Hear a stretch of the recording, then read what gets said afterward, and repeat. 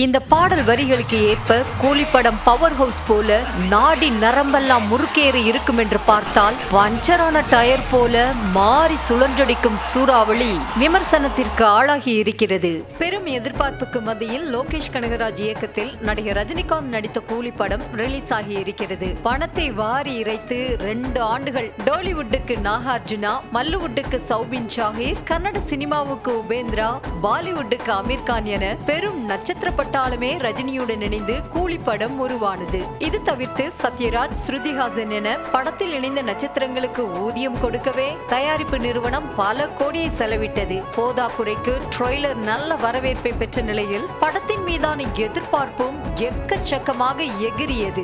ரஜினியின் 50 ஆண்டு கால திரை வாழ்க்கையை கொண்டாடும் வகையில் கூலிப்படம் ரிலீஸ் ஆன நிலையில் முதல் நாளில் படம் 151 கோடி ரூபாய் வசூல் செய்ததாக அறிவிக்கப்பட்டுள்ளது. லோகேஷ் இயக்கத்திலேயே விஜய் நடித்த லியோ படம் 148 கோடி ரூபாய் வசூலித்த நிலையில் அந்த படத்தை விட 3 கோடி ரூபாய் அதிகமாக கூலிப்படம் வசூலித்து இதுவரை இல்லாத அளவுக்கு பாக்ஸ் ஆபீஸ் சாதனையை படைத்திருப்பதாக சொல்லப்படுகிறது. ஒரு பக்கம் விஜயின் லியோ படத்தை கூலிப்படம் முதல் நாள் வசூல் ஓவர்டேக் செய்துவிட்டது என ரசிகர்கள் புலங்காகிதம் அடைந்தாலும், இன்னொரு பக்கம் எதிர்பார்த்த அளவுக்கு கூலிப்படம் கூஸ்பம்ப் ஆகவில்லை என ரஜினி ரசிகர்கள் குறைகளை கொட்டி தீர்த்து குமுறி வருகின்றனர்.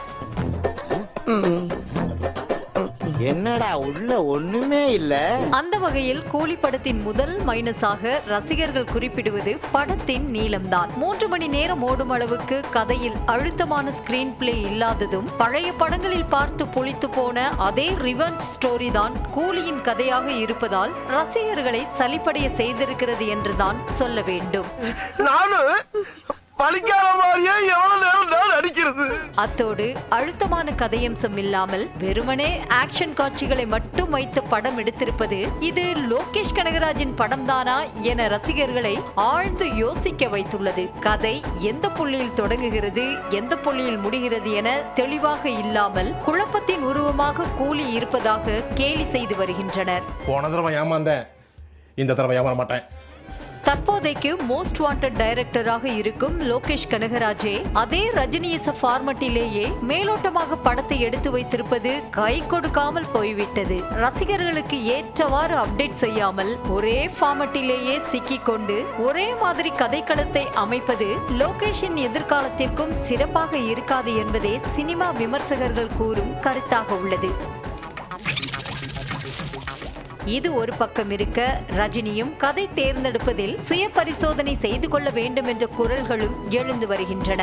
75 வயதிலும் படத்தில் நடிக்கிறார். ஸ்கிரீன் பிரசன்ஸ் இருப்பதெல்லாம் நியாயம்தான் என்றாலும் அதீத ஆக்ஷன் காட்சிகளில் இருக்கும் செயற்கைத்தனம் தலைவரின் படத்தை தலைகீழாக சொதப்பி இருப்பதாக சொல்லப்படுகிறது. தலைவர் நிரந்தரம் என வசனம் பேசியவர்களே அமிதாப் பச்சன் போல வயதுக்கேற்ற கதையை தேர்ந்தெடுத்து நடிக்க வேண்டும் என ஜெயிலர் பட வெற்றியை சுட்டிக்காட்டி அறிவுரை சொல்ல தொடங்கி விட்டனர். படத்தில் வரும் மலையாள நடிகர் சௌபின் ஷாஹிர் கதாபாத்திரத்துக்கு கிடைத்த வரவேற்பு கூட படத்திற்கு இல்லை. தூள் படத்தில் பறவை முனியம்மா விவேக்கை பார்த்து இதத்தான் ராத்திரியெல்லாம் ஒட்டிட்டு இருந்தியா என்ற காமெடி போல இந்த கதையைத்தான் 2 வருஷமா எடுத்தீர்களா என லோகேஷை கலாய்த்து மீம்ஸ்களும் உலா வருகின்றன. சந்திரமுகி படத்தில் தேவையே இல்லாத பாம்பு போல கூலி படத்திலும் அமீர் கானின் கேமியோவை தேவையே இல்லை என்று கிண்டல் அடிக்கப்பட்டு வருகிறது.